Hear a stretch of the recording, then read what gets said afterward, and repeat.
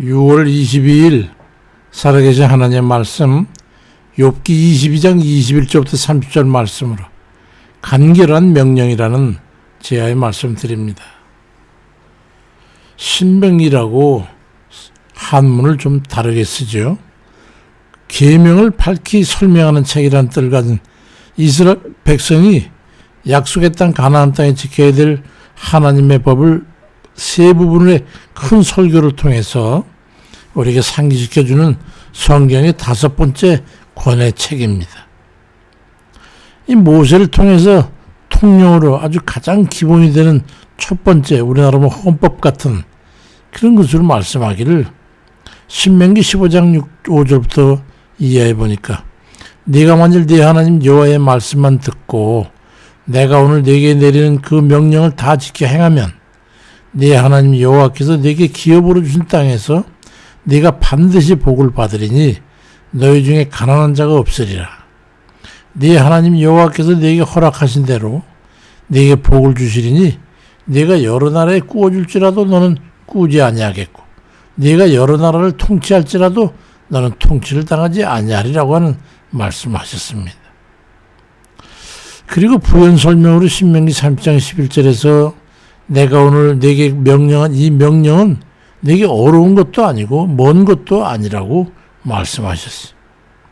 하나님 말씀의 가장 원칙에 대해서 말씀하고 있습니다. 그렇지만 신명기 하나님의 명령을 기록한 그 신명기라는 한문을 쓴 그건 하나님의 명령을 직설 화법으로 기록한 성경 구절들을 일컫는 말입니다. 나무의 가지에 해당하는 구체성을 가지고 행동 수치에 해당하는 세칙으로 말씀하고 있죠. 하나님과의 관계에 가로막히는 것이 없도록 해야 합니다. 오늘 본문 말씀을 보면은 욥기 22장 21절에 너는 하나님과 화목하고 평안하라. 그리하면 복이 네게 임하리라고 하는 말씀을 전제로 해서 나머지 구체적 조건부 말씀을 첨언하고 있습니다. 하나님께서 우리의 품성과 다르지 않은 그런 감성을 가지고 있으신 것 같지 않아요?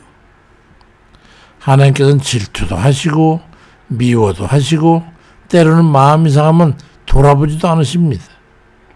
신명기 4장 24절엔 네 하나님 여호와는 소멸하는 불이시오 질투하시는 하나님이시라고 말씀하고 있고 잠언 16장 5절엔 무릇 마음이 교만한 자를 여호와께서 미워하시나니 피차 손을 잡을지라도 벌을 면하지 못하리라고 말씀합니다.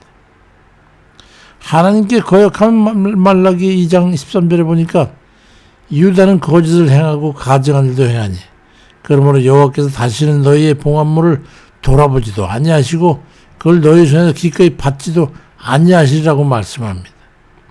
냉철할 때는 아주 냉철하신 분이죠.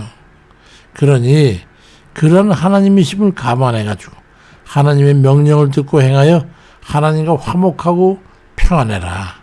그러면 복이 임할 거라고 말씀하고 있는 거예요. 그럼 우리가 어떻게 살면 하나님과 화목하고 평안할 수 있을까요? 욥기 22장 22절에 보니까 너는 하나님 입에서 교훈을 받고 하나님의 말씀을 네 마음에 두라. 또 네 장막에서 불의를 멀리하라. 네 보화를 티끌로 여기고 오빌의 금을 계곡의 돌로 여기라. 너는 그에게 기도하라. 그리하면 네게 들으실 것이며 네가 무엇을 결정하면 이루어질 것이요 네 길에 빛이 비치리라. 사람들이 너를 낮추거든 너는 교만했노라고 말하라. 하나님은 겸손한 자를 구원하시리라.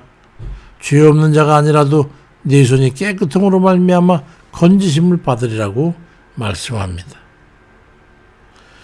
사필규정이라는 말을 기억하시죠?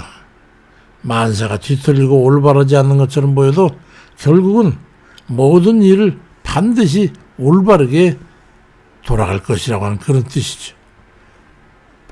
그 바르다는 기준이 뭐냐 하면 바로 하나님의 말씀대로 그 명령을 따라 불의를 멀리하고 물질에 대한 욕심을 부리지 말고 교만하지 않으며 죄 짓는 것을 멀리하고 살게 되면 그게 바르게 사는 거예요. 그렇게 되면 하나님께서 그 바른 삶을 긍정적이고 호의적으로 여길 것이기 때문에 하나님의 복으로 채워주시겠다는 말씀입니다. 우리가 살고 있는 이 시대에 모든 게 다 뒤틀려 있어가지고 거짓이 진실을 덮고 있고 불의가 선의를 가리고 있고 법이 악을 보호하는 이런 기이한 세태를 보이고 있는 그런 불의한 자가 어찌 그 목적을 이룰 수 있겠습니까?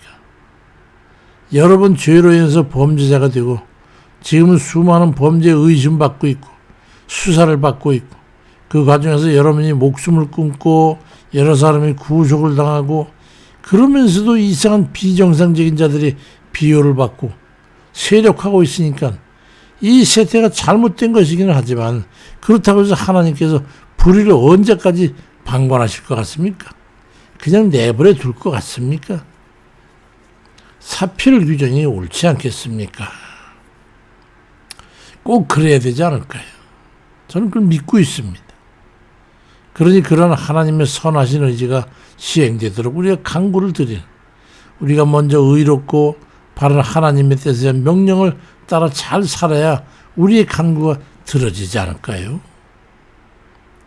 하나님과 화목하고 평안하게 되면 임하실 복이 어떤 것입니까? 첫 번에 기본이 되는 기준이 무엇인지 아시죠? 바로 율법의 정수라고 할 수 있는 십계명입니다. 기본이 되는 준칙이죠. 신명기 5장 7절 그 이하의 21절까지 말씀을 묵상해 보십시오. 십계명의 내용을 살펴보면요, 하나님을 섬기고 관련된 것이 1계명부터 4계명까지 있고 사람이 살아가는 이 세상에 지켜야 될 도리에 관한 것이 5계명으로부터 해가지고 10계명까지 6가지입니다. 그래서 주님께서 마가복음 12장 30절 이하에서 네 마음을 다하고 목숨을 다하고 뜻을 다하고 힘을 다하여 주 너의 하나님을 사랑하라 하는 것이고, 둘째는 이것이 내 이웃을 네 자신과 같이 사랑하라는 것이라고, 이보다 더 큰 계명이 없다고 그렇게 말씀하시면서 십계명을 함축시키면은 하나님 사랑과 이웃 사랑으로 귀결되는 것이라고 주님께서 설명을 해 주셨어요. 신명기 5장 32절에 보니까 그런즉 너희 하나님 여호와께서 너에게 명령하신 대로 좌루나 우루나 치우치지 말고 너희 하나님 여호와께서 너에게 명령하신 모든 도를 행해라. 그리하면 너희가 살 것이고 복이 너에게 있을 것이며 너희가 차지한 땅에서 너희의 날이 길리라고 말씀합니다. 또 신명기 5장 29절엔 그들이 항상 이 같은 마음을 품어 나를 경외하며 내 모든 명령을 지켜서 그들과 그 자손이 영원히 복받기를 원하노라고 말씀합니다. 우리로 하나님의 복을 받아 행복한 삶을 살기를 바라시는 하나님의 뜻을 진실로 우리가 깊이 깨달아 살아간다면 그것이 하나님의 은혜가 아니고 무엇이겠습니까? 마음과 뜻과 정성을 다해서 하나님을 섬기며 마땅히 사랑해야 할 이웃을 사랑하고 살아가는 게 그것이 우리의 본분임을 깨닫고 그 삶을 성실하게 살아가는 것이야말로 하나님께서 우리를 향한 바람임을 깨닫고 하나님의 뜻을 행하여 하나님을 기쁘시게 해서 하나님의 사랑을 잊고 이웃을 사랑하는 이웃과 화목한 그런 삶을 살아가는 그런 행복한 이들 다 되시길 주의 이름으로 축원드립니다. 은혜로우신 아버지, 감사와 영광을 돌립니다. 우리 하나님께서 우리에게 복을 주시고자 하신 것이 아버지의 근본 뜻인 줄로 믿습니다.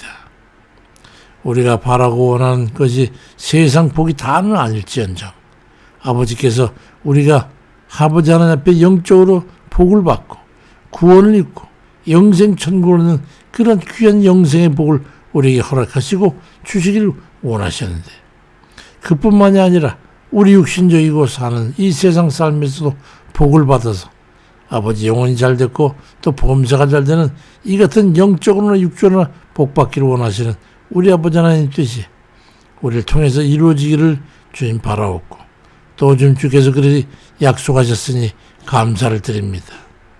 우리가 어찌하든지 하나님 말씀을 따라서 그 주 뜻대로 살아가면서 아버지 하나님 어떻게 하면 기쁘시게 할까, 어떻게 사는 삶이 하나님을 만족시키고 아버지께서 우리와 함께 하시를 기꺼이 원하시는 그런 형태가 될까를 생각했어. 우리가 그에 맞는 올바른 삶을 살아갈 수 있도록 은혜를 베풀어 주옵소서.